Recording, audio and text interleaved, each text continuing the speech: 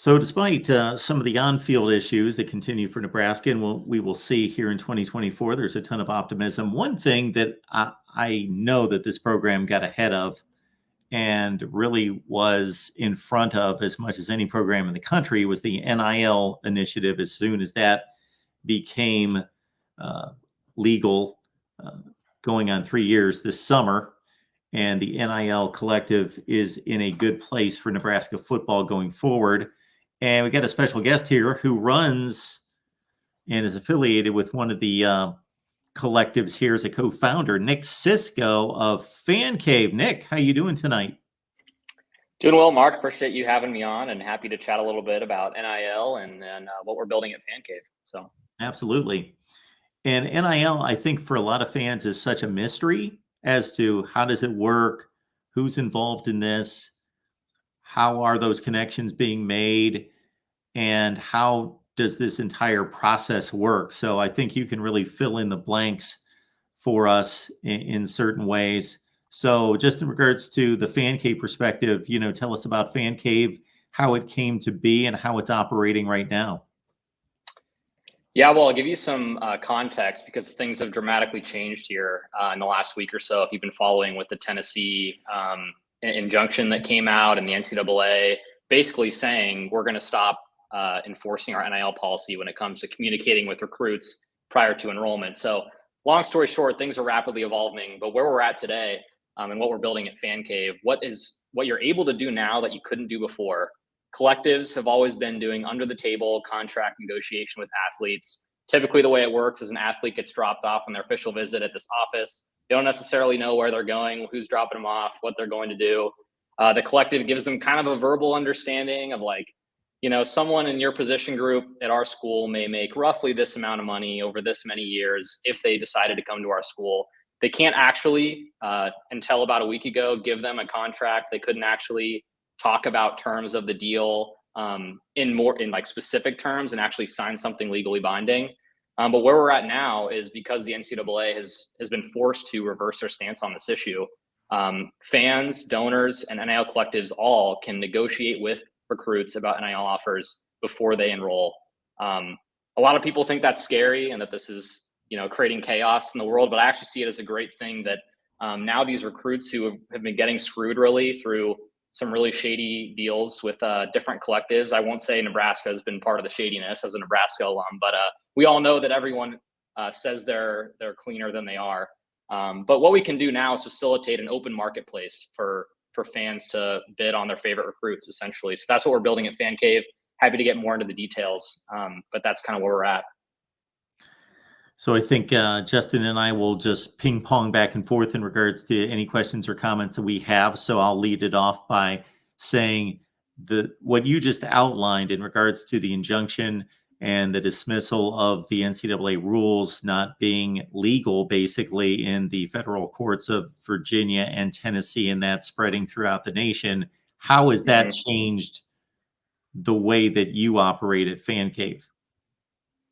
Yeah, great question. So originally, we were actually just focused on helping current athletes. We had been building this in the back burner for a long time, anticipating something like this happening.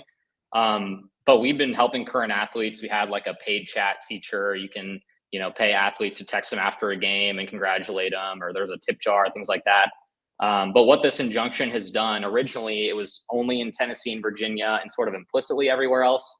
But just this last Friday, Charlie Baker with that statement basically saying we're not going to enforce anywhere our policy on preventing fans, NIL collectives, anyone from negotiating with recruits about their NIL offers. So anyway, what we've been doing at Fan Cave is dramatically evolved in the last week as things have shifted. But we're basically wanting to be on the forefront of what we see as where things are going in terms of an open marketplace for donors to offer recruits to come to their school. We think the current system with individual NIL collectives serving the best interests of their donors at individual schools is not a sustainable model for the future. We think things are going to move more towards common athlete protection, salary caps, players associations, collective bargaining. And we just want to be on the forefront of building that open marketplace because, frankly, Mark, I think the genie's out of the bottle, and whether people like it or not, donors are always going to want to pay players to come to their school. And so rather than try to curtail their ability to do that and build this quasi open system, we should just embrace what they want to do and build the right guardrails around where things are going. And that's what we want to do at Fan Cave. Yeah, and to your point, I'm assuming that you think the contractual stuff is good because it protects the players. Because I remember Matt Rule talking about it when he did the interview with I believe on ESPN, where he was like, we don't have contracts with these guys right now. And so some of these guys that they're promised something somewhere else, but it doesn't really matter at the end of the day. And they come to him, telling him about these stories. And he's like, he thought that, that was kind of an issue, that they're not able to kind of get these things in writing. And so I guess the first part of my question is it more so the players being protected that is the reason why, or is there any more reasons why you think that this is kind of the route that is the best? Great question. I think the athletes come first. The kinds of, we've all heard the horror stories of how recruits have been getting screwed and offered things that haven't been delivered upon. And NIL collectives, we had the Michigan State story where their collective just kind of folded under. It comes first for me in terms of just protecting athletes, but also to that point, I think you can make an argument that you actually protect donors in ways that the NIL collectives right now can't. If you build an open marketplace with guardrails around things like salary caps, things like protection against what happens when an athlete transfers, what happens when an athlete tears their ACL, and like still protecting that athlete and their interests and making sure they're taken care of, but also protecting donors and minimizing their risk with open standards. That's stuff that only can come. It can only come when you look at things with a holistic lens and not just in the context of a specific school trying to maximize the interests of one school. And so we're going to be working with conferences and different programs across the country to try to build those open standards and kind of build from the ground up a system that everyone's happy with, because everyone's pretty unhappy with the system right now that's just been kind of with collectives popping up everywhere, playing by their own rules. Yeah. Go ahead, Mark. Obviously, with all of this going on, you've had a lot of interactions with the athletes. Do you have a lot of interactions with fans?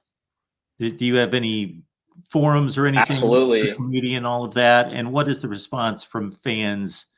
Because certainly, while it's my experience that there was a large portion of the fan base, not Nebraska, just the college football fan base, that was pro rewarding the players for the work that they put in. And with all the multi-millions of dollars coming into this industry, and now that it's happened, there is a bit of a pushback because it is, quote, ruining the game.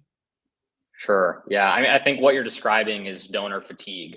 The athletic departments that we all love and support the teams we love have been asking donors forever to support, new facilities, new weight room, all these new advantages with the goal of luring recruits to come to their school.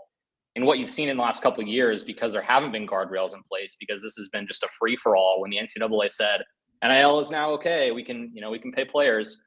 What you've seen is that schools have just leaned even farther into asking their fans to put up money, not just for the facility, not just for the South Stadium renovation, but also for paying the players to come to their school. So I think what you're describing is donor fatigue. I've been seeing that everywhere. And I think that's the initial hesitation when we talk about, building an open system for fans to be able to support recruits to come to their school.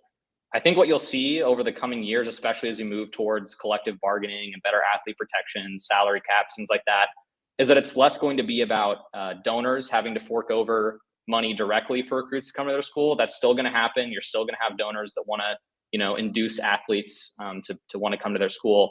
But you're also going to see teams themselves, when they can start directly getting involved in the NIL process, by mean like directly paying athletes, they're also going to need to abide by open standards. And so we're kind of in this limbo right now. But I think that fans overall want a better system. Coaches want a better system. Conferences want a better system. Everyone hates what the NCAA has done in just creating chaos, essentially. And so even though we're still in the growing pains, I think, of building a system that everyone's really excited about, I think we're working towards what that future looks like, where donors don't feel fatigue, but instead feel like athletes are getting fairly compensated, which is originally what this was all about. Yeah, I guess my next question is because, schools have their, individual collectives. Nebraska has the 1890 NIL collective. And I guess in trying to make sense of of the collectives, how do these work? Do they all go into all the donations go directly to the same place?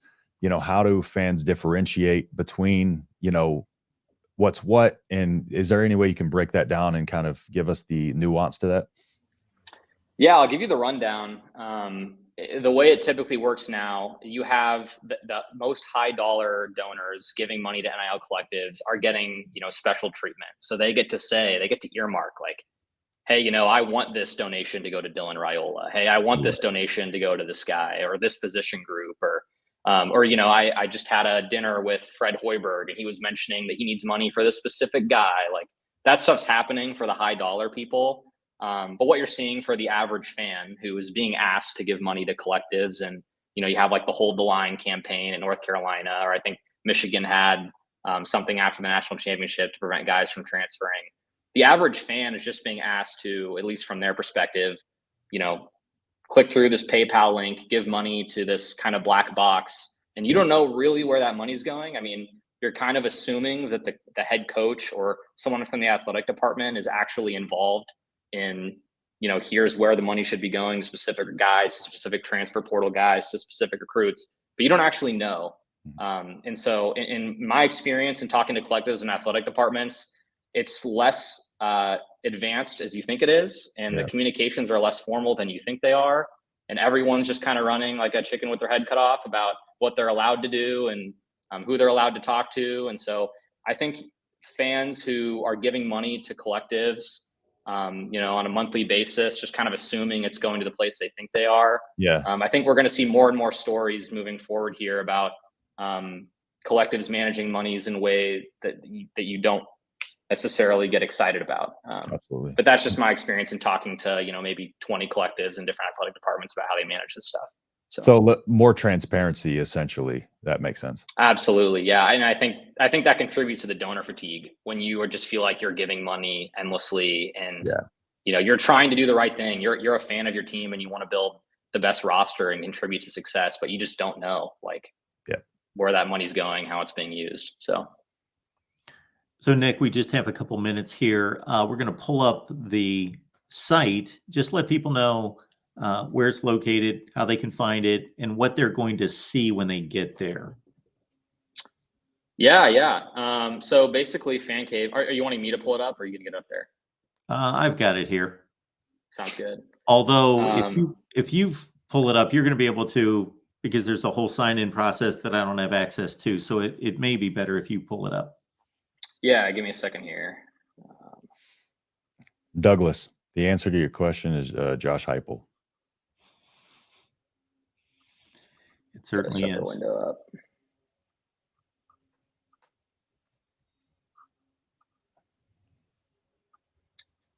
All right, so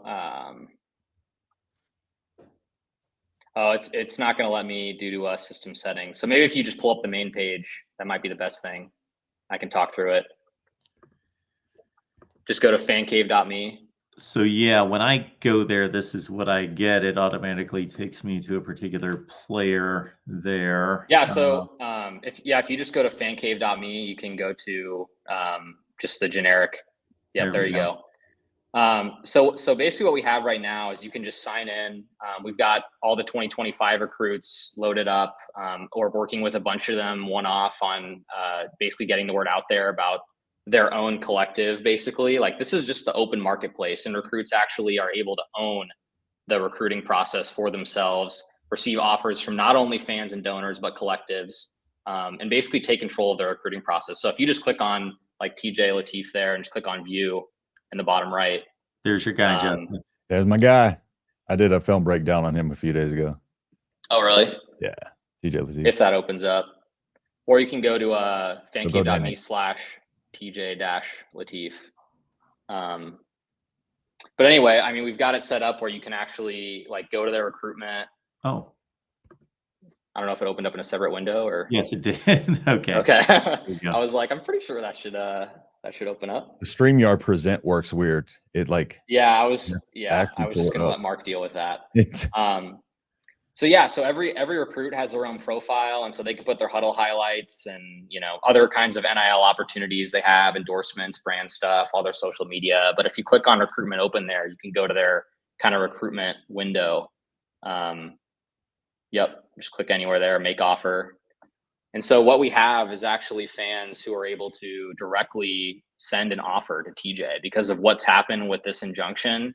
It's now, an open marketplace where fans themselves don't have to go through a collective who's doing this under the table negotiation. You can actually directly send offers to TJ on the condition that he comes to your school. And if he doesn't, you get the money right back in your fan cave wallet to contribute to the next recruit that you're interested in. So unlike NIL collectives, you actually have an opportunity here to earmark money to specific guys you want and get that money back if they don't come to your school. So yeah, TJ here, we're working on building up these guys' profiles and getting them to spread the word about this. But this is an opportunity for guys like him to own their recruiting process. We don't sign any predatory contracts with them. This is literally just a marketplace for fans to send offers. And so we're hoping to build it up from here. But question, what the rankings and the monetary amounts, what are the differences in those? Those yeah, just so this is based literally on his likelihood to go to certain teams, or no, this is literally money that fans have actually offered TJ to come to their school. Oh, and so it's actually ranked by currently Nebraska fans have the highest overall offer value for TJ. So is that an average? No, this is total. Okay, yeah, so it's just going to keep adding it up as we go.